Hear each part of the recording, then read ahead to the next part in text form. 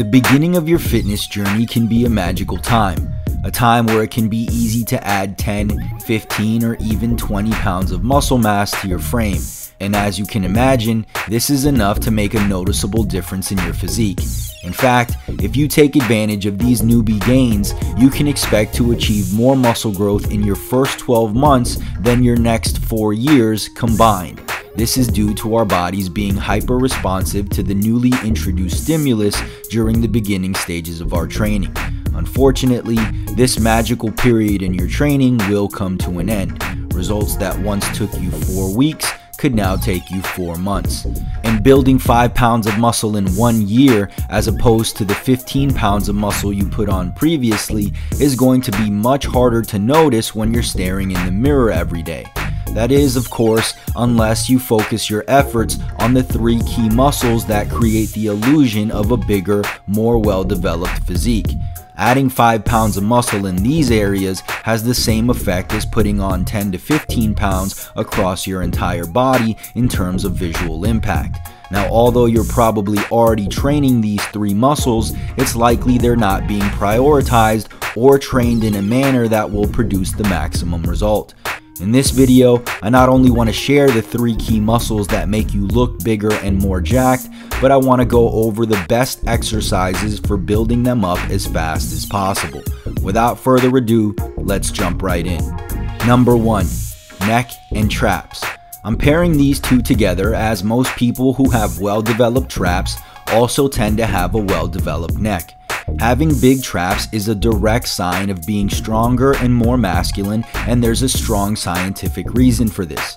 Let's look at steroid users, for example. The rate at which their traps grow is typically much faster than that of any other muscle group by far. This is because your traps have very high levels of androgen receptors, meaning that larger traps are normally a sign of higher testosterone levels. Here's an example of former UFC light heavyweight Vitor Belfort. Notice the visible difference in the peak of his traps and width of his neck.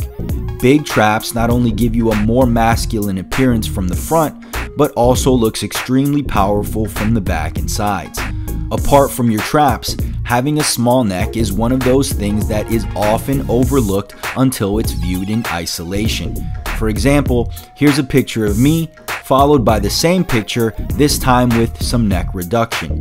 Not only does this make me appear far less masculine, but it gives me the appearance of a large head and a small frame. Not good. So, if you're struggling to build your neck despite having big traps, direct work could help. But first, let's talk about which exercises are going to hit both muscle groups effectively.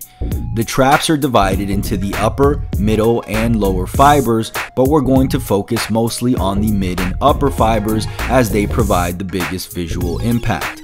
The main function of the upper traps is shoulder elevation or shrugging, and the mid traps are responsible for retraction of the scapula, pulling your shoulder blades back. My go-to exercise to hit both the neck and traps at the same time are deadlifts, but chances are you're probably already including this movement in your training. That said, there's one other exercise that I recommend to anyone struggling to build their neck and traps despite already performing heavy deadlifts. Because the main function of the upper traps is shoulder elevation, it's no surprise that our primary movement would be a shrug. That said, research has proven that having your arms in a degree of abduction rather than directly at your sides leads to a greater degree of upper trap activation. That's why I recommend a snatch grip barbell shrug where you're leaning slightly forward. Although the exercise is quite simple to perform, there are a few mistakes you must avoid when performing a barbell shrug. For starters, gripping the bar at shoulder width as you would on a traditional shrug while standing completely upright is going to limit the amount of upper trap activation. Another classic mistake is failing to control the weight on the eccentric portion of the lift. Sure, this may allow you to lift a bit more weight, but you're far better off using a weight you can handle in order to maximize muscle growth while reducing the risk of injury. To ensure you're maximizing your results with this movement, make sure you're gripping the bar at a width where it sits right at the top of the pubic bone when standing upright. lean your torso slightly forward and shrug the bar up and inward as if you're trying to touch your shoulders to your ears. Control the weight on the way down and initiate the rep once your arms are completely straight and the traps are fully lengthened. Now, if you add these into your training and still see little to no success with your neck growth, it's time to try some direct work. For now, give those a shot and see how it goes. Number 2, shoulders. In my opinion, your shoulders are possibly the most important of the 3 key muscle groups. Shoulders, particularly the mid-delts, make a massive impact on the size and width of the top of your frame. For overall delt development, your goal should be to get stronger at the overhead press. It trains all 3 heads of the delt effectively and is very easy to load. Another simple but overlooked tip is to increase your training frequency. If you're currently only training your delts once per week, try including a second session. And although the overhead press should be the focal point of your shoulder training, it's critical that we target the mid-delts directly as they are most responsible for adding width to your frame.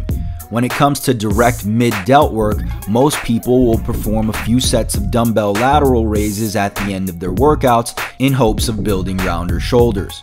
Unfortunately, the traditional lateral raise alone may not get the job done.